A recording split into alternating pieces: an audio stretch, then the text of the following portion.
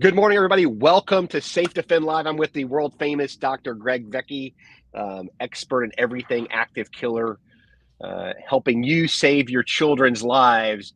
And I asked him a question the other day, and he's going to talk about it today because I was like, well, if there's an active shooter, why don't we just pull the fire alarm? I mean, it makes sense to me, right, Doc?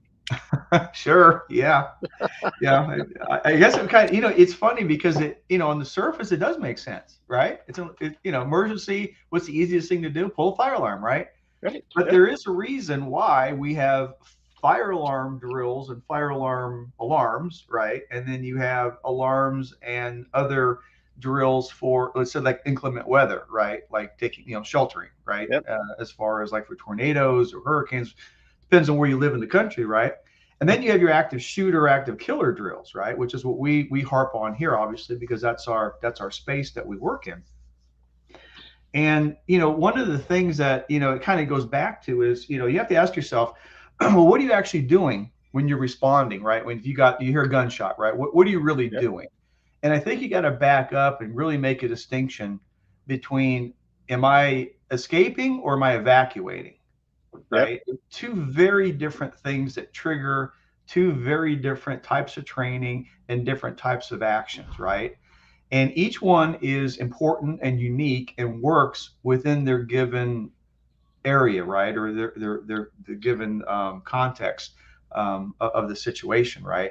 When you are evacuating, so evacuating, regardless of how you do it, whether procedures are things like this, evacuating is a very slow, methodical, orderly, and calm um, process of getting yourself away from whatever it is that you're trying to get away from. So let's think of it in terms of a fire, right?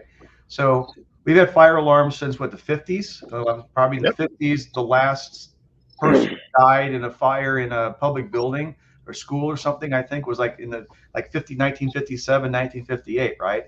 So what do? Well, they installed drills and technology, right? And of course, the technology was the fire alarm and the fire suppression stuff and the tools, right? And you got the tools, or either your extinguishers and your axes and your extra hoses and whatever else goes with it, right? And it just kind of varies from building to building. So you've had that since the 50s, and every single person growing up, um, including today, and as far back as I've been alive, right? We've always done fire alarms in schools, right? For example, we do fire alarms at workplaces. If we're talking specifically schools, here's what happens, right? Fire alarm goes off. Well, that triggers a specific practice set of Yep. behaviors or set of steps that has been proven that if you follow these steps, then you have a very high likely chance of surviving a fire, right? Okay.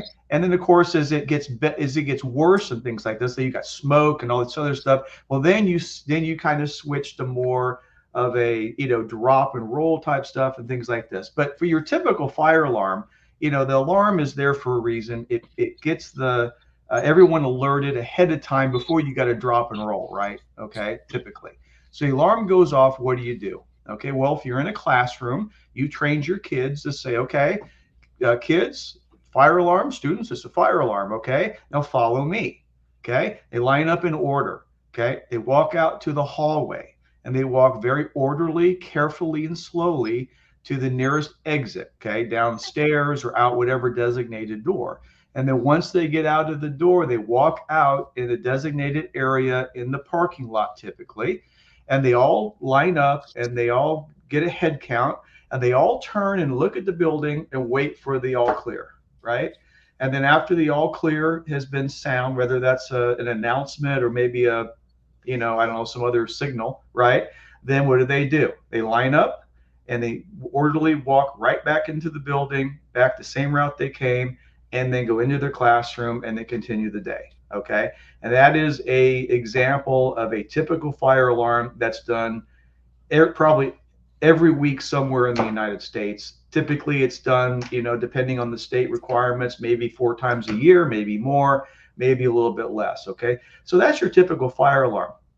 And in those situations, that is a perfectly logical way to evacuate, to keep count of your people, and to keep your people safe. Okay. Now, if you contrast that with another type of emergency, such as an active killer, right? So you're in your class, and instead of someone yelling fire or something like this, you hear gunshots. Okay. And so if you're not trained and you have no other training, it's very possible that someone's going to pull the fire alarm. And if you kind of think through the procedure that I just described, and you put that instead of a fire, and you put it with someone that is hunting you and trying to kill you with a gun, right? Yep. You can see how quickly that falls apart and how bad that is, right? If you Well, Doc, let's simplify this for everybody, because you gave a really good example.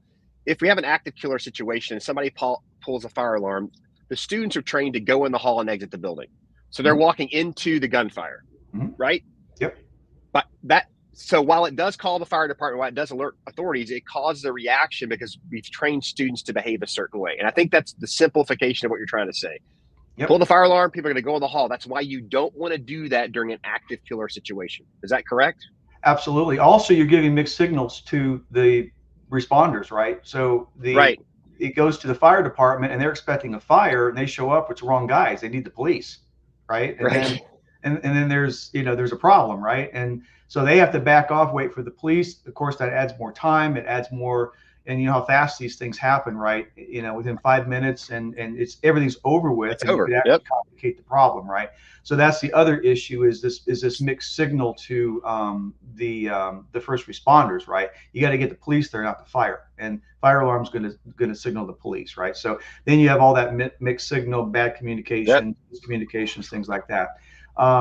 The other thing is that you think about the fire alarm. That's an evacuation. Okay, an evacuation is something that is methodical and planned and very slow, and you do it in a certain steps, right? Now compare that to escape. Okay, just look at those two concepts, or those two words. Escape means you get the hell out, right? You get yourself away from that person or the threat any way you can. Keep protecting as many people as you can, and it's a hasty movement. It's not a methodical way. There's no right or wrong way to escape, other than the checklist that we could provide here at SafeDefend, right? As far as knowing your exits and knowing what's beyond the exits and things like this. But you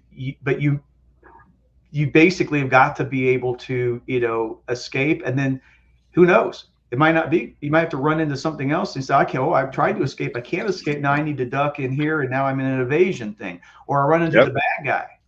Then I got to evade, or I got to engage at that point, or possibly fight, right? And so this escape thing is a completely different approach. And again, it goes back to basic training, checklist training, emergency training procedures, all the things we sit there and talk about all the time at SafeDefend.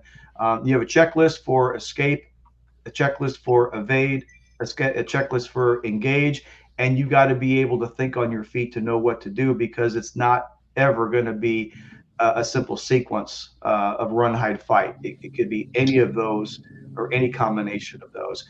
And then the other thing though is that even the other thing that's important about and you touched on this, was that these fire alarm these fire alarms are now becoming part of the strategy with some of these active shooters, because they know, because they were a student or former student, everyone knows that's ever been alive, that when you pull the fire alarm, this is going to happen.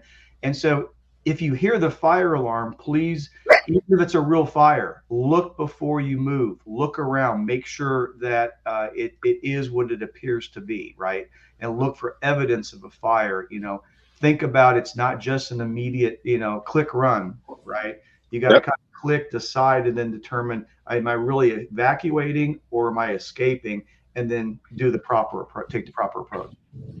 No, that makes sense. And I think it's important for us to also say this. This is why you need distinct alarm systems for different life critical situations. And what do I mean? You need a fire alarm system for a fire alarm. You need a active killer system for an active killer event. Those are two very critical events that can happen in a school. And the only way to effectively save lives is ensure you have very distinct systems and education and training for your teachers, your administrators, and your students to ensure you keep as many people from getting injured as you possibly can in both situations. Yeah, and just to kind of end, in terms of the best technology for this, in my opinion, is SafeDefend, and Yep. I will say that and until I'm done with my career, because there's nothing that provides that level of notification and protection specifically for those events than the SafeDefend system. And actually, you need both. You need a fire suppression system and you need a SafeDefend system, regardless if you are in a school, workplace, or university. So what I'm hearing you say, Doc, is if you're a parent out there, tell your school to get a SafeDefend system. If you're an administrator, go to your state and get a SafeDefend system. Let's make sure we're doing the right thing by our students and giving them the proper protection so they can focus on education and not worry about this other nonsense. Absolutely, 100%. All right. With that, Doc, this week's episode of SafeDefend Live, we are out of here. Have a great weekend.